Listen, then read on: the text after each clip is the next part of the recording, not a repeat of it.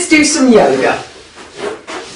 Let's bring ourselves to sit in a cross-legged position.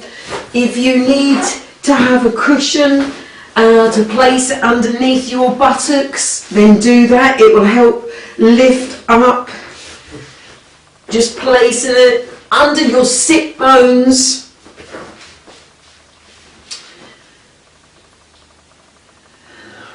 And draw up through your central column, the trunk of the body. Lift and create space. Get your head and shoulders directly centered over your hips. And feel that you have elevated and immediately lifted upward. Allow your hands to rest on the knees, either palms down or palms up, whichever serves you best in your practice today. Close the eyes, get the chin parallel with the mat, relax the tongue in the mouth, draw it away from the roof of the mouth and allow it to float centrally. Part the teeth slightly, relax along your jawline and tune in to your breath. Ventilation. Breathe in. Ventilation is the act of air being drawn into and pushed out of your respiratory system. And the respiratory system is made up of such parts of the body like your nostrils, your mouth, throat, trachea, bronchi, lungs, heart, diaphragm. As you breathe in, your chest pushes forward, the rib cage opens, the diaphragm contracts, it pushes downwards, which increases the volume within the trunk of the body so that the lungs may inflate.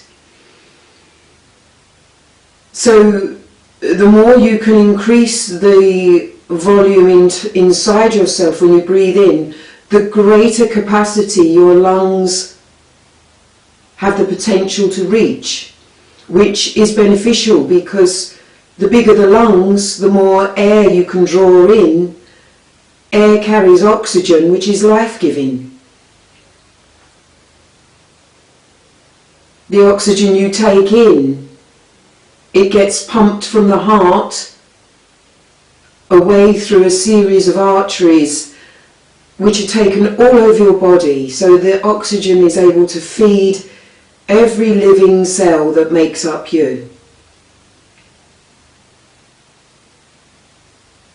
The reverse part of ventilation is the exiting breath, and all matter left over from the incoming breath is taken back via the veins into the heart, pushed into the lungs and then ejected, and the diaphragm relaxes upon exhalation. It returns to its original position, it rises back up. And when it relaxes, the rest of the body follows suit. So the rib cage shuts, closes, the chest returns to a relaxed state. And the air is forced up into the bronchi, the trachea, and it exits at the back of the throat. So really tune into your flow of breath, because your breath will always and is always going to be your guide, especially when progressing through movement. Breathing in creates space, elevation and lift. And breathing out is a surrender, a letting go, a release. So let's open the eyes now and get some mobility into our spine. We're going to first of all rotate, twist it, then we're going to have a forward flexion, a backward flexion, and we'll release in the head and neck as well. So let's bring our right hand outside of our left knee. Let's place our left hand behind us, drawing that left hand to rest at the base of the spine so that it almost becomes staff-like, a rod straightening you up. Avoid leaning back. So you want to look at keeping your head and shoulders centered over your hips. So we've got our right hand outside of our left knee and our left hand behind us. We breathe in, draw up. Exhale, we're going to begin to rotate to the left, twisting the bones of the spine, beginning with the lowest part of the spine, the coccygeal area, which is 4 bones, 3 of them are flat and fused together, and then it progresses to the sacrum, the sacral coccygeal region, 5 flat fused bones, and then moving into the lumbar, the dorsal region. This is where the vertebrae become individual, separate, and as you breathe in and create that space, you can lift those vertebrae so that the inner discs between each vertebra get a bit of space between them. That allows them greater rotation.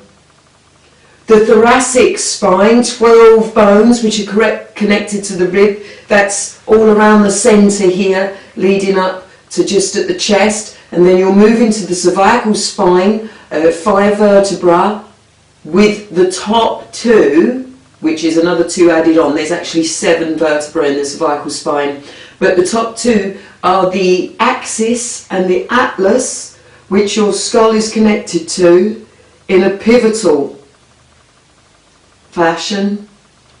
And you can turn to look over your left shoulder. You can unclench the teeth and you breathe, and you be aware of the breath moving throughout the torso, and you're also using the flesh on the torso to assist with your twisting spine. So the flesh on the right side of your body is moving round toward the belly button, and then from the belly button the flesh is proceeding to rotate round towards the back of your body. Keep the lift that you've created as you return to that central position, and then flow to the other side, bringing the left hand outside of the right knee and the right hand placed at the lower back, but connected to the ground, just in front of the spine. And then you'll turn and twist to the right. Take the skin on the left side of your body round towards your belly button, and then keep moving the flesh from the belly button and the right side of your body round towards the back of your body, and turn your head and neck to look over your right shoulder. Keep the chin parallel with the shoulder. Unclench the teeth. And then staying lifted, come back to your foundation position, Sukhasana. Happy pose, easy posture. Now let's have a backward flexion of the spine. Just bring your hands behind you, hip width apart, extend through those fingers and breathe in and have a nice lift from the fingertips through the hands, through the wrists and elbows up to the shoulders. You're going to draw those shoulder blades towards each other so that you open out across the front of the chest.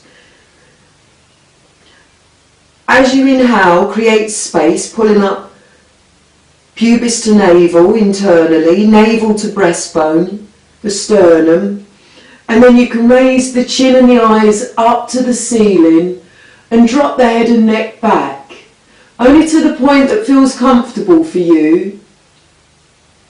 Keep those shoulders away from the ears, the jawline relaxed, and then pull up internally as you return to your central position. Your head centered over your shoulders and your head and shoulders central over your hips. Now retain a nice firm connection of your sit bones with the mat beneath you.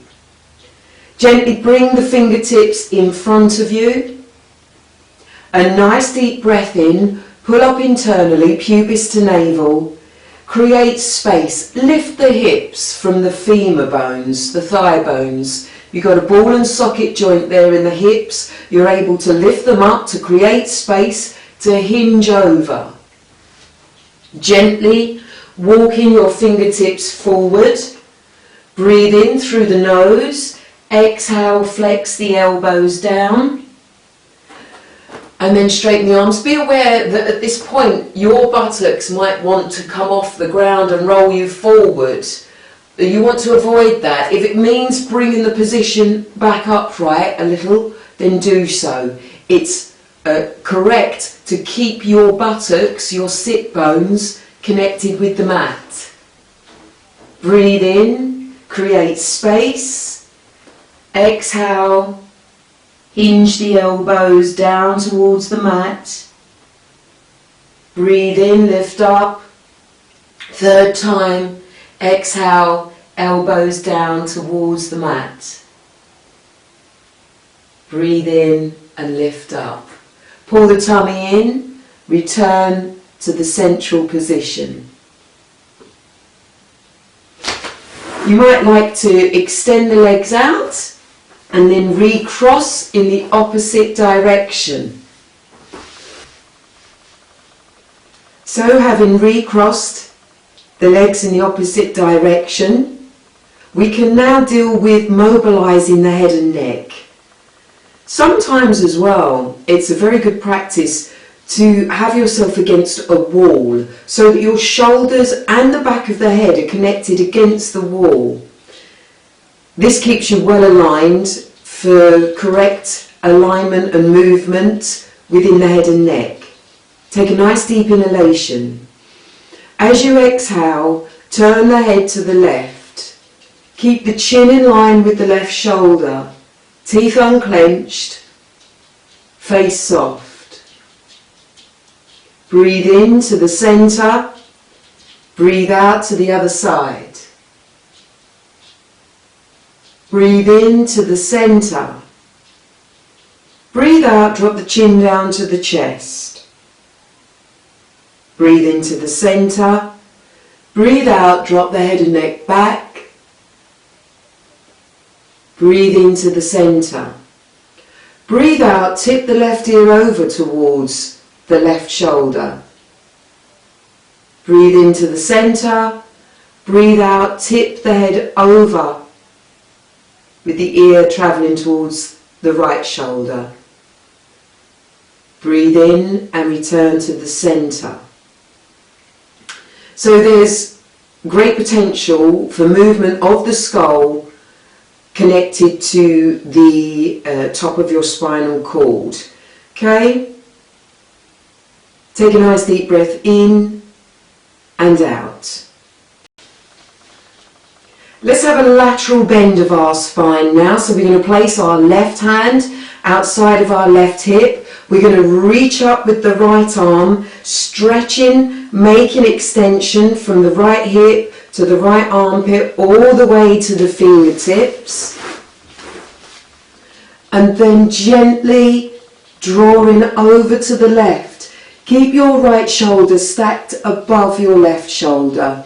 There'll be every chance that the body will want to go lower, so it's going to drop forward, trying to get that hand down.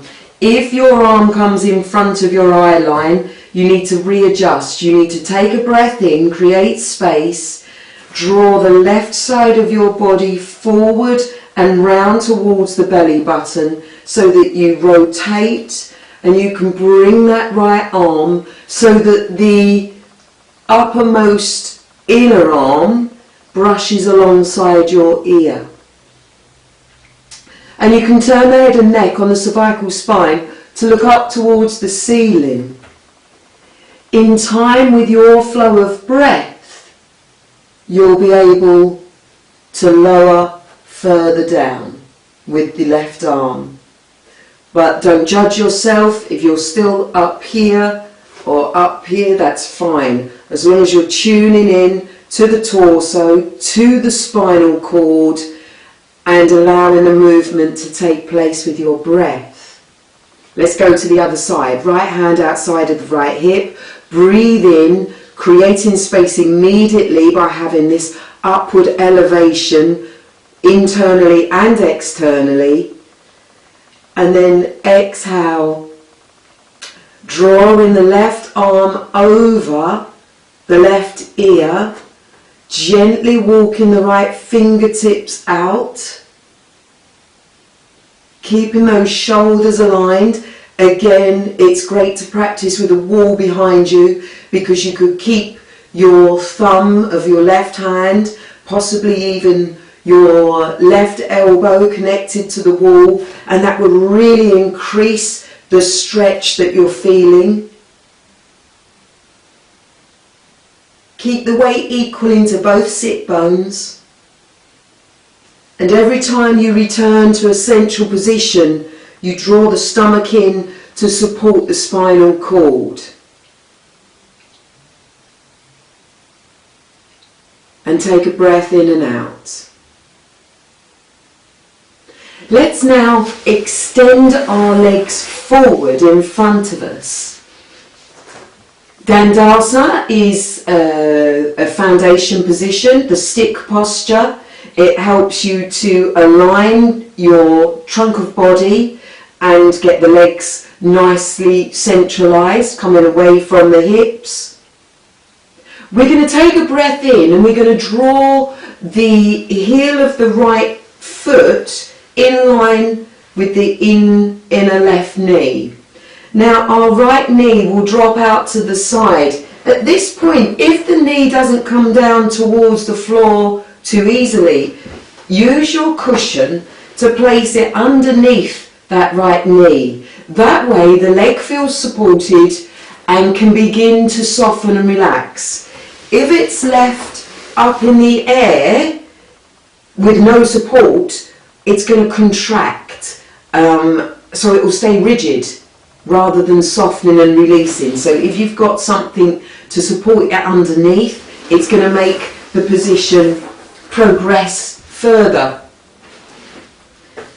You're going to link your thumbs, raise the hands above your head. You're going to create space, lifting up, drawing the hips away from the femur bones, and then with your shoulders aligned so that your central meridian running through your torso is aligned centrally over the left leg, so that when you begin to hinge forward, taking it slowly, you'll be aware that your shoulders are level.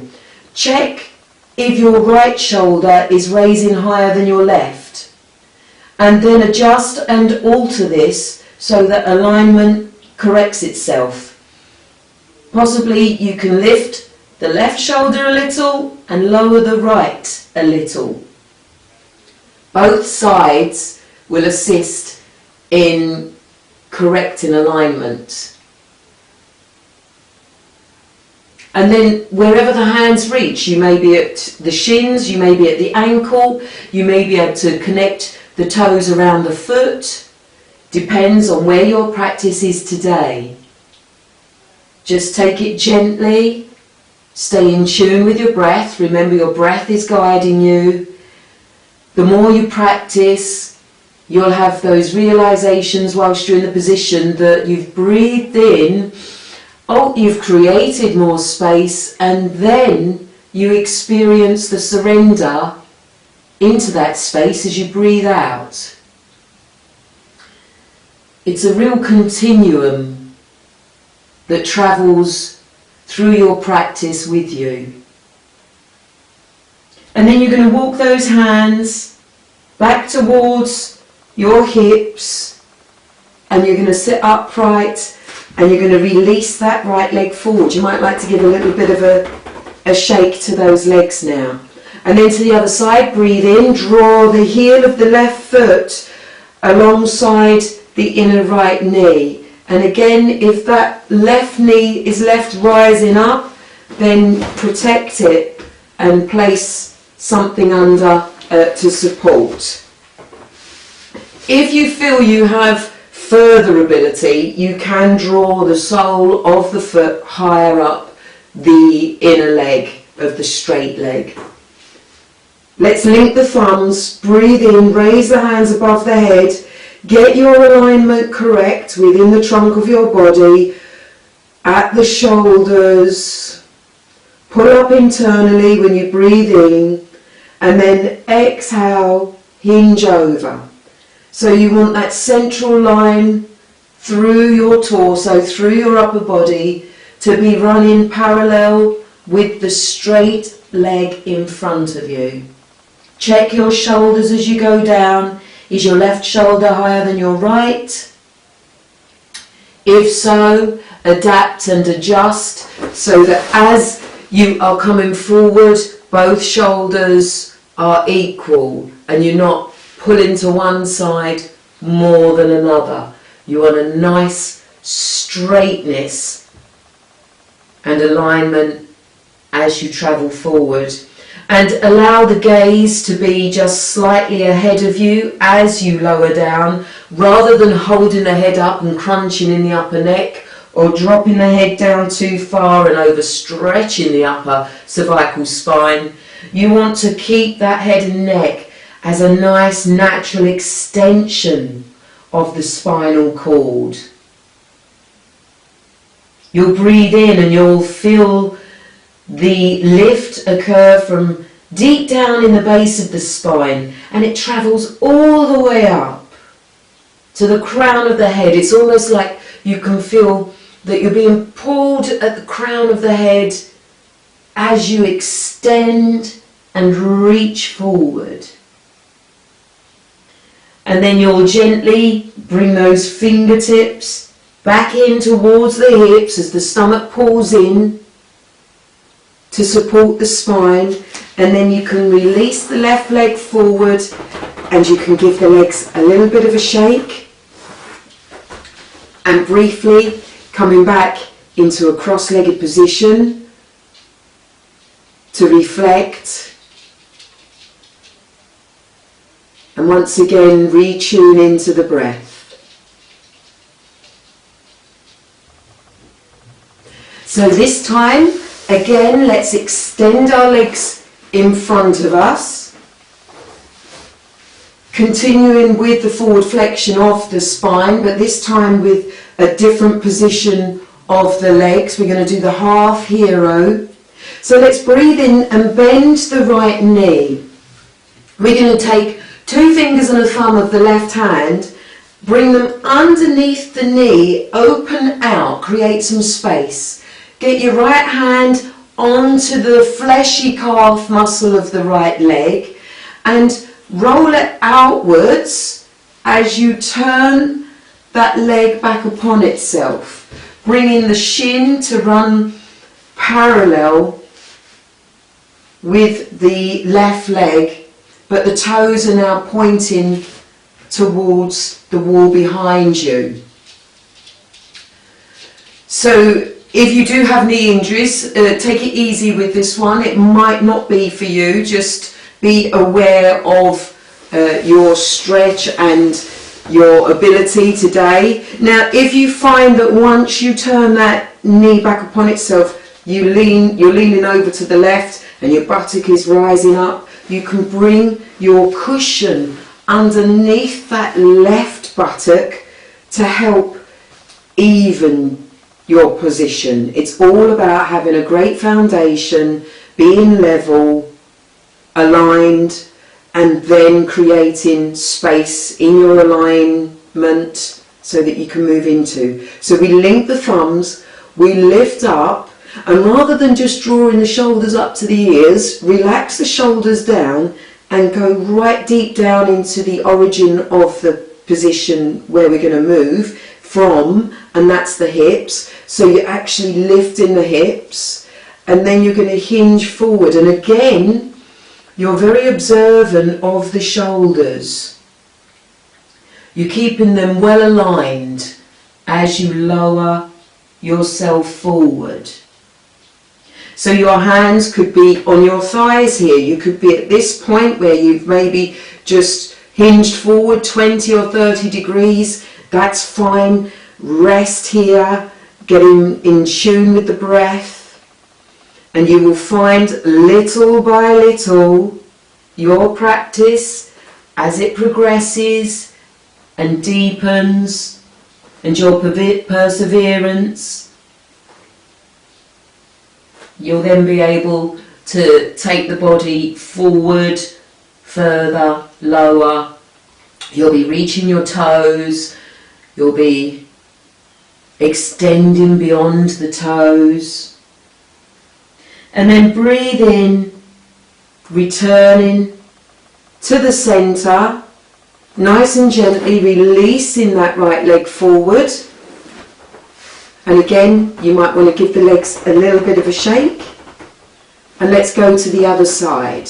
So we'll breathe in, we'll bend the left knee in, we'll take 2 fingers and a thumb of the right hand, grab the flesh from the back of the knee, rotate it outwards, bring the left hand to the fleshy part of the left calf muscle and rotate that away from the upper leg. So it's rotating outwards. You bring that shin alongside the thigh so that the toes are pointing to the wall behind you. It's like it's the half hero. So if you've been following each day, you've practiced the hero posture, so you know the position of the knee.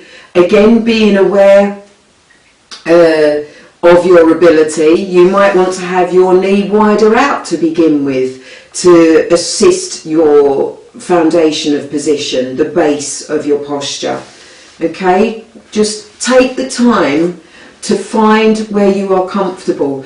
If you're leaning over to the right now because of taking the leg back upon itself, bring that cushion into play, get it underneath your right hip so that it helps you level and balance yourself. And then look at the trunk of the body. You want it to be nice and straight like a column. You're going to link your thumbs, link them in the opposite way than you would usually do so. So if you always grab your right thumb over your left, look at grabbing your left thumb over your right thumb now. Breathe in, take the hands above the head, relaxing the shoulders away from the ears. So be honest with yourself. If you just lifted from the upper chest and brought your shoulders up to your ear and you think that's your stretch, you need to drop the shoulders down and then take the mind deep down into the base of the position and lift from there. And then gently hinge forward. Moving slowly so that you may consciously control and observe. So as you're going forward, you'll be able to notice if your right shoulder is dropped down and your left shoulder is higher, or possibly vice versa. You want them both to be level. Get to the fullest point of your position. Tune into the breath and there surrender. Unclench your teeth, unfurrow your brow and breathe. And then we'll walk the hands back in towards our hips. We'll gently release the left leg. Give both legs a little bit of a shake. and return to a cross-legged position. Bring your hands to your heart, place of all truth. A nice deep breath in through the nostrils. Rise up, make yourself as tall as you can be. And give yourself thanks for your practice, for your persistence, for your perseverance. And know that your yoga practice will bring all benefits to your health and well-being, both mentally and physically. So the moral of this story is, yoga is good for you.